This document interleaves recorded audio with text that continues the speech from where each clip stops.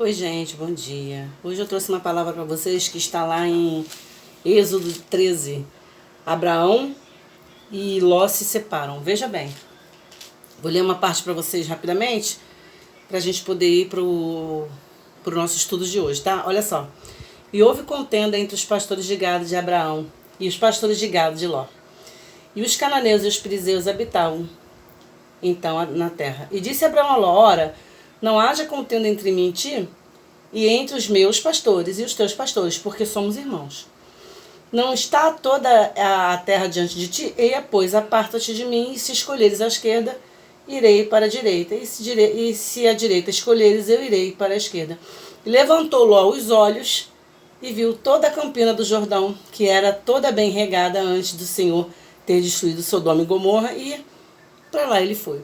E aqui no capítulo 14 diz o seguinte: e disse o Senhor a Abraão, versículo, tá, gente, 14. E disse o Senhor a Abraão, depois que Ló se apartou dele: levanta agora os teus olhos, olha desde o lugar que estás para o lado do norte, do sul e do oriente e do ocidente, porque toda esta terra que vês, eu hei de dar-te a ti e a tua descendência.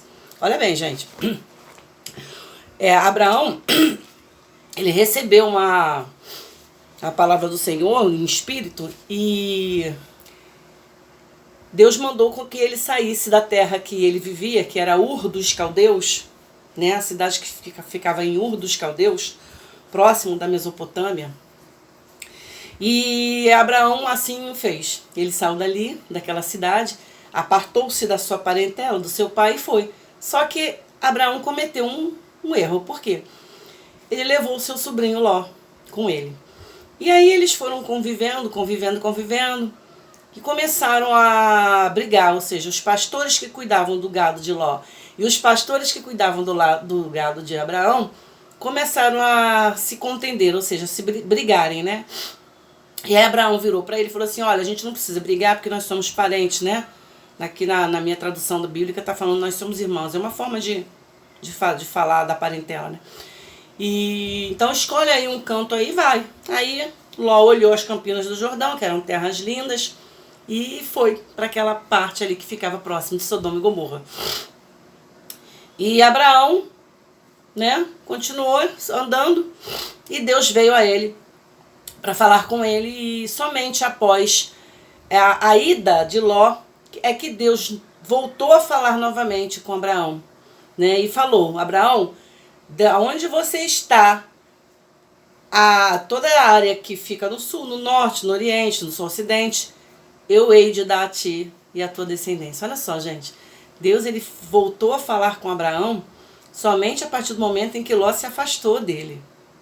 Gente, olha só. Tem certas pessoas que a gente traz para as nossas vidas, ou permite que estejam nas nossas vidas, que não é da parte de Deus para a gente. E essas pessoas, às vezes elas não são ruins, mas elas afastam o propósito de Deus nas nossas vidas. Elas atrasam o propósito de Deus nas nossas vidas. Foi assim com Abraão também. Quando ele trouxe Ló, eles começaram a se contender, os seus pastores começaram a brigar, e Deus estava quieto na dele, vendo aquilo tudo. Por quê? Qual foi a promessa? Qual foi o pedido? O que Deus mandou Abraão fazer? Sai da tua parentela e vai para uma terra. Ou seja, ele teria que levar a sua família, sua mulher, né, que era Sara. Na época eles não tinham filhos, porque Isaac veio depois, que ele foi o filho da promessa. Mas era só para levar Sara, mas ele levou o seu sobrinho. E ali as coisas começaram a sair vamos dizer assim, do caminho que Deus queria. Porque não era isso que Deus queria. Deus queria que Abraão fosse somente com a Sara. Então, olha só. Quando a gente desobedece, traz pessoas para as nossas vidas que não são da parte de Deus para as nossas vidas, elas têm a tendência a atrapalhar as nossas vidas. Atrasar o propósito de Deus, o nosso caminhar. E quando a pessoa desperta o pior em você, também tem isso, né, gente? Às vezes você coloca pessoas na tua vida que desperta o que há de pior em você. Você fica uma pessoa raivosa, irada, você começa a desenterrar vícios que você não tinha mais, você começa a fumar muito, ou beber, ou chegar de manhã em casa, sei lá, pornografia, sei lá, prostituição, drogas. Se essa pessoa que você está com ela na tua vida, ou você traz ela para tua vida, ela te incentiva ao que há de pior no mundo ou em você, te faz despertar o que há de pior em você, com certeza essa pessoa não é de Deus para tua vida. Tá, gente? Então tá na hora da gente pensar nisso, tá?